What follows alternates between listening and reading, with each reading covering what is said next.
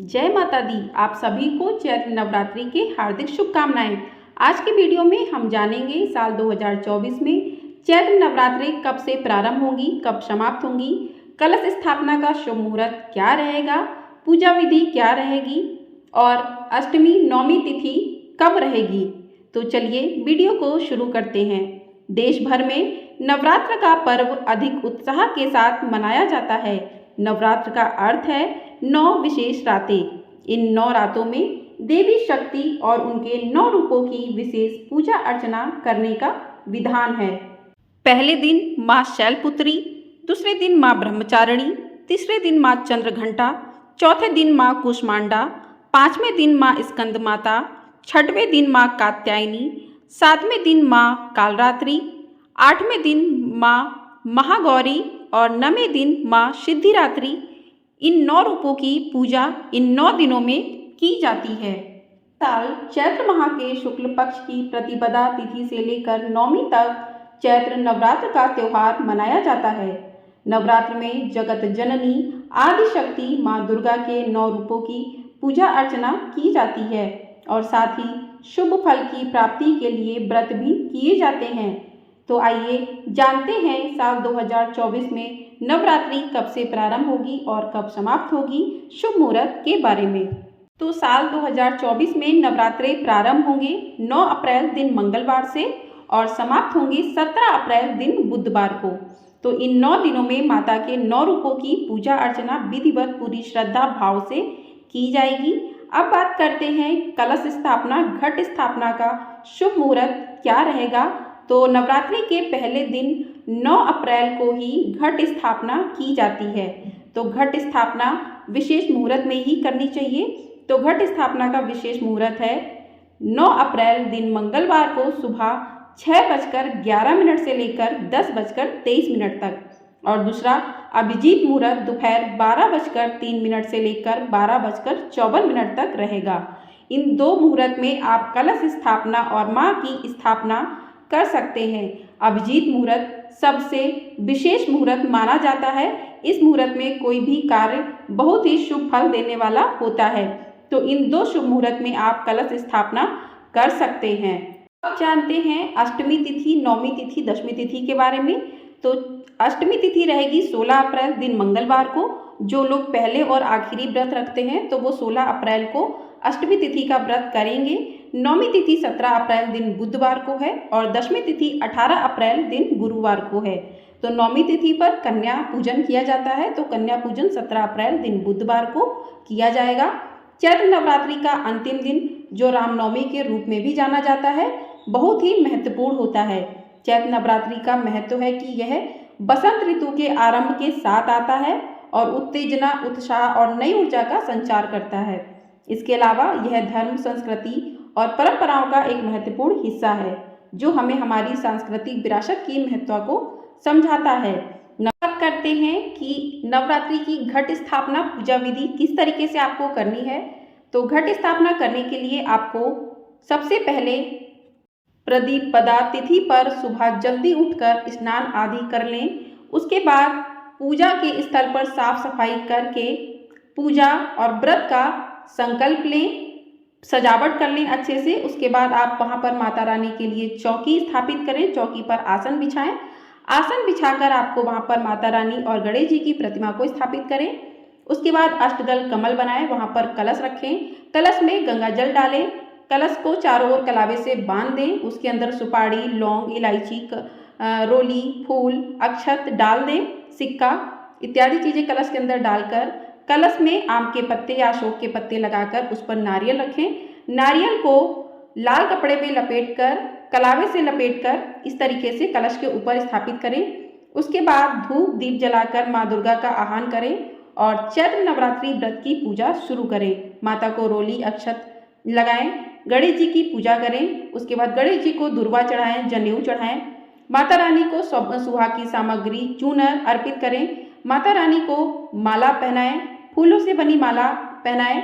उसके बाद माता रानी को श्रृंगार का सामान अर्पित करें। उसके बाद माता रानी की प्रिय वस्तुओं का भोग अर्पित करें। आप फल, मेवा, मिठाई नारियल का भी भोग लगा सकते हैं, पंचमेवा का भोग लगा सकते हैं। तो आप अपनी श्रद्धा के अनुसार माता रानी का भोग लगाएं। बताशे, मिश्री, लौंग, इलायची, पान, इस तरीके से माता रानी को भोग लगाएं।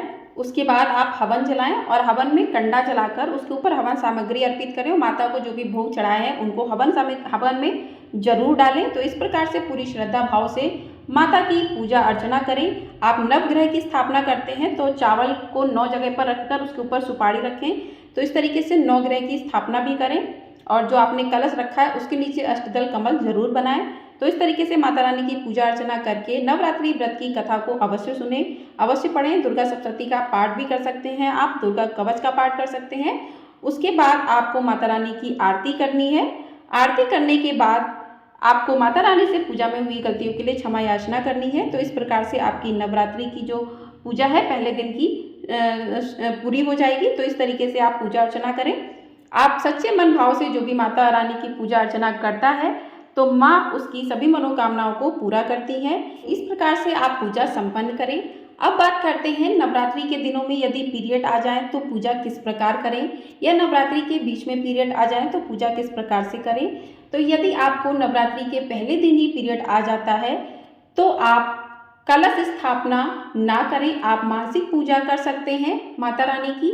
यदि आप कलश स्थापना करना चाहते हैं तो आप अपने घर के किसी सदस्य से कलश स्थापना करवा दें, माता की चौकी लगवा दें और आप मानसिक पूजा कर सकते हैं। आप मन में दुर्गा सप्तशती का पाठ, व्रत कथा आदि भी सुन सकते हैं। यदि आप अकेले रहते हैं, कोई आसपास आपके छोटी कन्या हो तो उसको बुलाकर भी आप पूजा करवा सकते हैं। आप अपने मन से पूजा कर लें। यदि आपको पहले दिन की पूजा मिल जाती है, बीच में आपके पीरियड आ जाते हैं और आपने नवरात्रि का व्रत किया है तो आपको व्रत को नहीं छोड़ना है।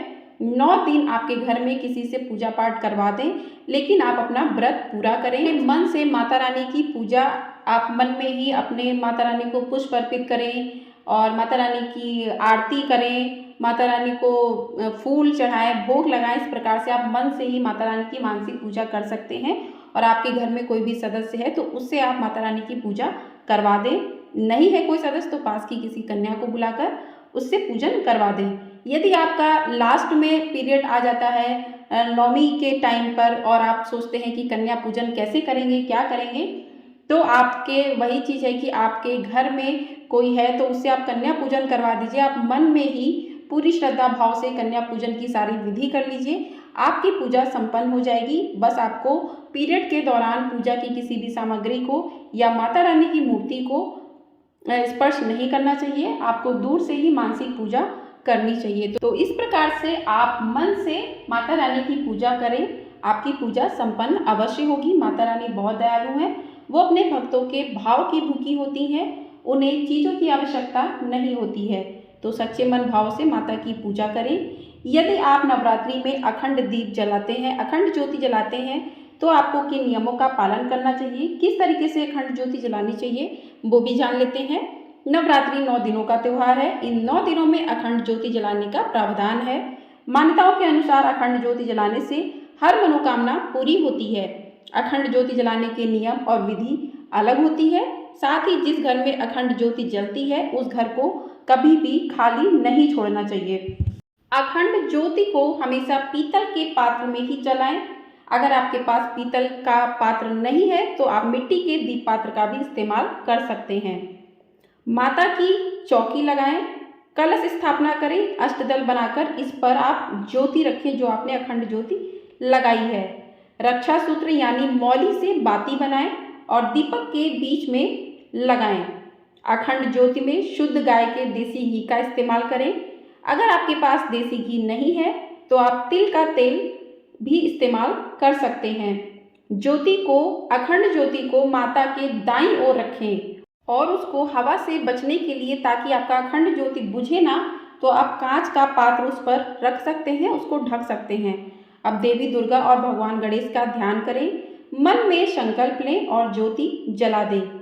इसे 9 दिनों तक नियमित रखें, बुझने ना दें। और नवरात्रि के अंत में इसे हाथ से या फूंक मारकर ना बुझाएं, इसे स्वयं ही बुझने दें। जिस घर में नवरात्रि के समय अखंड ज्योति जलाई जाती है उस घर को कभी भी खाली नहीं छोड़ना चाहिए। ज्योति में शुद्ध घी का इस्तेमाल ही करना चाहिए। अखंड ज्योति को कभी भी बुझने ना दें, इस बात का विशेष रूप से ध्यान रखें। बार बार आपको बाती नहीं बदलनी चाहिए, पहले ही आप लंबी बाती बना लें जो आपको ज्योति में लगानी है। अखंड ज्योति को हवा से बचाकर रखें। अगर आपकी अखंड ज्योति बुझ जाती है तो ये अशुभ संकेत होता है। अब बात करते हैं अखंड ज्योति जलाने से क्या होता है। नवरात्रि में अखंड ज्योति जलाने से देवी माँ की विशेष कृपा मिलती है। इससे घर में सुख समृद्धि आती है। ज्योति जितनी ज़्यादा सुनहरी जलती है उतनी घर में बरकत होती है। मान्यता है कि अखंड ज्योति जलाकर कोई भी मनोकामना मांगी जाए तो शीघ्र ही पूरी होती है। तो इस प्रकार से यदि आप अखंड ज्योति जलाते हैं तो आपको इन नियमों का पालन करते हुए ही अखंड ज्योति जलानी चाहिए। आपको ये जानकारी पसंद आई हो तो वीडियो को लाइक, शेयर और चैनल को सब्सक्राइब ज़रूर कर दीजिएगा। आपको हमारे चैनल पर दुर्गा नवरात्र व्रत कथा, दुर्गा सप्तमी का पाठ, दुर्गा कवच का पाठ इत्यादि सुनने को मिलेगा। तो चैनल को सब्सक्राइब करके ज़रूर कर दीजिएगा। और अंत में कमेंट बॉक्स में जय माता दी दोस्तों अवश्य लिखिएगा। जय माता दी।